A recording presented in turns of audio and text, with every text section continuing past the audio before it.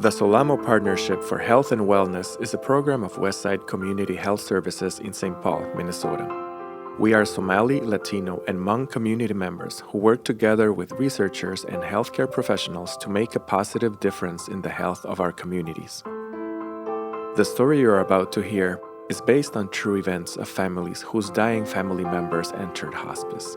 We thank the families who shared their real-life experiences to make this radio story possible. The names of people in the story have been changed to protect their privacy. My name is Lucinda. I met my husband in high school in Los Angeles, California, when we both enrolled in band class. He was a tall and handsome young man, and I was a beautiful Latina girl.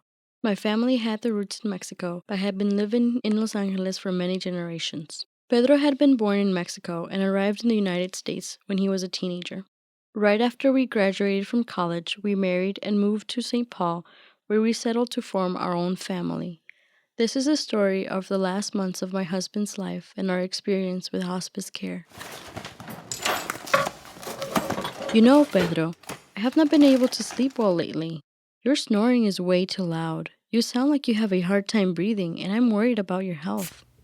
I'm sorry, but I just can't help it. I have tried to do many things, but I don't know what else I should do. What do you want me to do about my snoring? I told you so many times, Pedro, you should go and see a doctor. But you are so stubborn. If you see a doctor, I'm sure he will be able to help you stop snoring during the night. All right. I will see a doctor if that makes you happy. I have lots of things to do at work, but I will schedule a time to see a doctor this coming week. Thank you for caring about me and worrying about my health. I love you. And yes, I want both of us to be able to sleep well.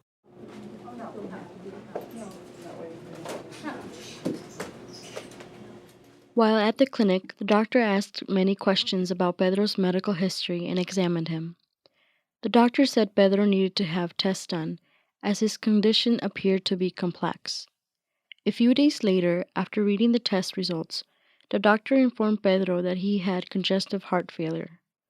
Unfortunately, Pedro probably was born with a hole in his heart, and his heart had worn out from working so hard all his life. The doctor said Pedro needed medicines and a pacemaker. We were devastated. This is not right. This is not fair. I have always taken good care of my health. I don't drink. I do not smoke. We eat healthy meals but my health is failing. I was hoping that there was an easy fix for my snoring, but now it seems that all is so complicated. I am overwhelmed. I feel so helpless. I am your husband. I love you. I am the father in the family. I am young. I should be strong and healthy for my family. Mi amor, my love. I am so sorry to let you You're down. not letting anybody down. Pedro, mi amor, we will figure this out. You will see. I have faith in us. We have to be strong, Pedro. The kids need you, and I need you. We love you so much, and we will do anything that is in our hands to help you get better. I am scared. I worry about my job and how this condition will affect our family's finances. After all, we are still supporting our children. Antonio just started high school, and Betsy is going to middle school soon. Both of them need our support more than ever. I don't want their dreams to go to college to be sidetracked by my illness. I do not know what to do. But don't worry too much. That's not good for your heart. We will figure this out together as a family. We need to have a family meeting and tell our children. So we told the children about Pedro's condition. They were very sad and confused. They reacted differently to the news about their dad. Betsy cried, while Antonio became filled with sadness and anger. He yelled at us. He could not understand why this was happening to his dad and to our family.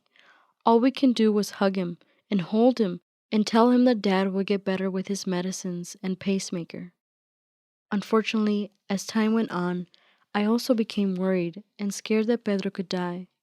I felt devastated, but in front of Pedro and the kids, I had to appear composed and optimistic. My only confidant was my mother who lived in California. Mom, it has been 6 months already since Pedro got his pacemaker, but he's not improving, and I think that he's taking too many medicines. He still snores at night and gets tired easily. We can't do the things we used to do together anymore. He's even reduced his work to part-time now. He's always tired. I'm very concerned about his health. I feel so helpless. I wouldn't know what to do without him. Just the thought of living without him? I'm so sorry to hear this, Lucinda. Can I do something for you? I don't want to see you like this. Doctors can help. Things will get better. Don't cry, mijita, my little daughter. I don't know. Our children are still very young, Mom. They both need him. I need him too. Antonio has been sad and worried about his dad since he learned that his dad could die from his condition. He cries often and asks me if there's anything he can do. I don't know, Mom. What should I do? I want Pedro with us for a long time so we can take care of our two children together. Pedro is too young to die. I don't know what to say. You are strong, honey. I know it. And you have to stay strong now. Your kids need you. And God will never abandon us. I know, Mom, but it's so hard. Would you like me to come to St. Paul? I can come later this week if you want me to. I think there is nothing that you can do right now, Mom, but maybe you could come later. Pedro will see the doctor again next week. Okay, but don't forget, I'm always here for you. I know, Mom. Thanks. It has been 1 year since Pedro's health began to deteriorate. It is summer again in St. Paul, and Pedro has spent the last 3 weeks at home without the physical strength needed to go to his office. Early one morning, I helped Pedro get dressed and we headed to his doctor's appointment. Pedro, I have looked at your last test results and you are not doing well. Your heart is just not responding. The only option I see for you now is to have a heart transplant. A heart transplant? What do you mean, doctor? Oh my God. A heart transplant? This is the only option that might help you live a long and good quality life. I can put you on the waiting list for a donor right now.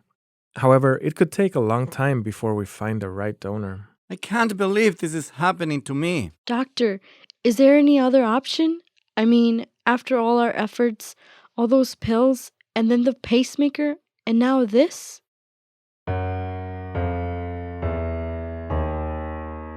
Despite my pleas, the doctor had no other advice for us.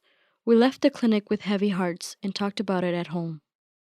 I don't know about the heart transplant that the doctor recommended. I hear that transplants are awfully expensive. I don't know if my insurance will cover for it. Also, what if something goes wrong? I don't want you and the kids to have this big burden on your shoulders. I do not want to use the little savings that we have on me or to leave you and the kids with medical bills and other debt. Mi amor, it's not fair. I want to be a responsible father and husband. I am sorry, mi amor. I am sorry, honey. You still should receive the treatment regardless. I don't want you to be sick. I really don't know what to do. Neither do I. We are still paying for the house and our bills. Pedro, mi amor, don't worry about that. Our only concern right now should be your health. Months passed by, and Pedro was still waiting for a heart transplant that never arrived. He was not getting any better. In fact, his health was deteriorating fast. He was not able to function as before. Now he needed our help with many things that he can do by himself before. It was a very sad time for him and for all of us as a family. So we went to see the doctor again. Pedro, when I saw you several months ago, your heart was causing you trouble, and it still is. I'm sorry to say this, but your tests show that now your liver and kidneys are not working well either. I feel a heart transplant would not help you at this point anymore. I am sorry to say this, but there is little else that we can do for your health. But how? I was hoping I would get better. What? No, this can't be possible. I do not want you to think that I am abandoning you. I want to help you, but there is nothing else I can do. I think that the best way to help you is through hospice care. What's that? Hospice care includes many different services designed to support you and your family at home. The hospice team will work with you and your family to help you with your pain and symptoms and can be available to help with emergency questions or care. This can be an overwhelming time, so they are also there to arrange for additional service that help you and your family, like arranging for beds or chairs that might make you more comfortable, or sending a chaplain to talk to you about your spiritual and emotional needs. Caring volunteers can also visit to provide friendship and support to the family. Hospice care has helped many people. I think you should talk to the hospice nurse and learn more about it.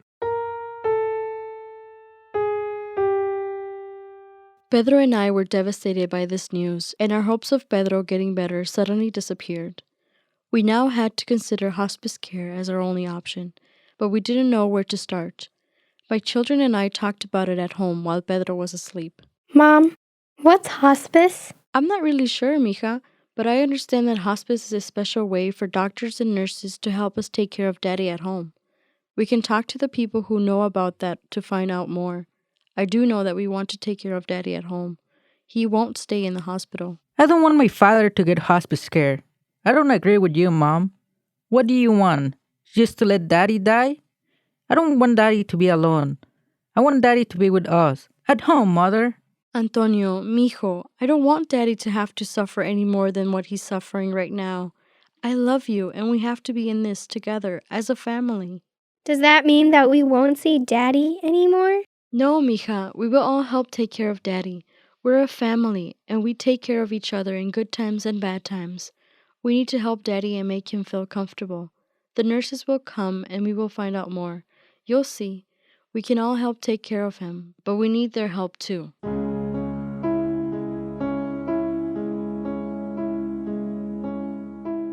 Pedro spent many days at home, receiving hospice care, and his condition never improved.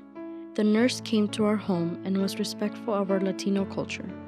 She arranged to have a hospital bed at home and oxygen to help Pedro breathe.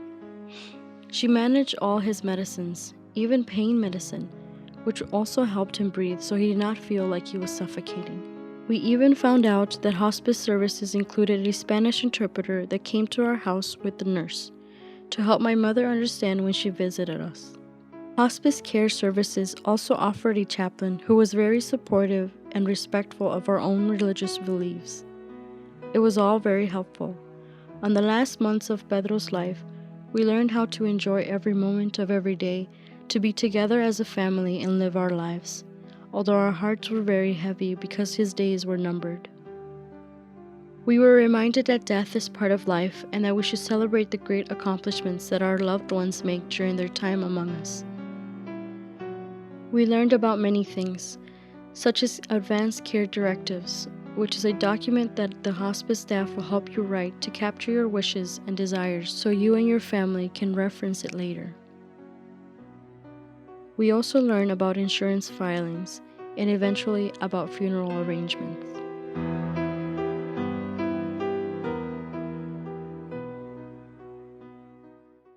Daddy, do you want to hear a song I learned in Spanish class today? Un elefante se balanceaba sobre la tela de una araña. Como veía que resistía, fueron a llamar otro elefante. Dos elefantes se balanceaban sobre la tela de una araña. Como veían que resistía, fueron a llamar otro elefante. That's so sweet, mi cielo, my little girl. I love you. You are such a great singer. Mi amor, are you hungry? Antonio is helping me cook dinner tonight. We're having veggie enchiladas, your favorite. Dad, here's the nurse with your pills and some water. Let me help you up. I'll turn on the TV for you. I think the game is on.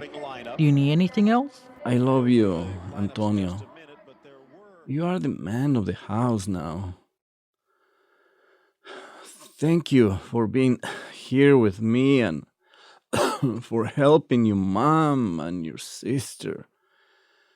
You're such a good young man, and you have to take good care of them. Pedro spent his last days peacefully at home, and we were all together until the very end. Hospice care services were with us along the way. and the bereavement services provided by the hospice team helped us address the issues of grief, loss, and adjustment after Pedro's death. We learned a lot about hospice care through our own experience. Generally speaking, Latinos in the U.S. are not well informed nor prepared to address end-of-life options, as was our case. As a Latino wife that has experienced hospice care closely, I recommend other Latino families to look for support groups or for people who help patients and families understand the U.S. health system, including hospice care, as it might be helpful to others as it was to us. This radio story was a production of Solamo Partnership for Health and Wellness, a program of Westside Community Health Services, the Minnesota Network of Hospice and Palliative Care, ECHO Minnesota, and Gustavus Adolphus College. It was recorded and edited at IPR College of Creative Arts. This program was made possible with generous support from the St. Paul Foundation, the F.R. Bigelow Foundation, UCARE Fund, and the Department of Human Services of Minnesota. Authors: Rodolfo Batres, Walter Novillo. Actors: Adriana Mozo as Lucinda, Walter Novillo as Pedro, Maria Navas as Sarah, Rodolfo Batres as the doctor, Melissa Espinosa as Betsy, Giovanni Montesillo as Antonio. Editor: Giovanni Montesillo.